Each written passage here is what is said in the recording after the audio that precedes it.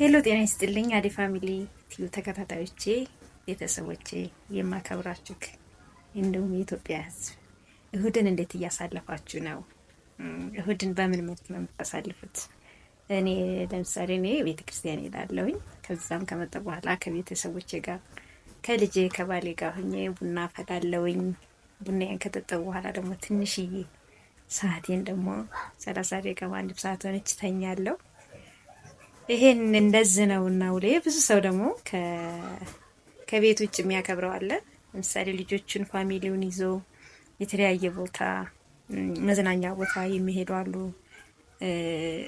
እና እናንተ እሁድን እንዴት ነው እያከበራችሁት ያላችሁት? እንደኔ ከልጆቻችሁ ጋር ቤት ውስጥ በመሆን ነው ወይስ ወደ ውጭ ወጣ እያላችሁ አየር የተለያዩ ነገሮችን እየጎበኛችሁ እየተዝናናችሁ ነው የምታከብሩት? ነው እንደኔ ትንሽዬ እንቅልፍ ትንሽዬ ሰዓት መኝታችሁን ትኝት ብላችሁ ቡናችሁን እየጠጣችሁ ነው የምታከብሩት? እንዴት ነው የእናንተ?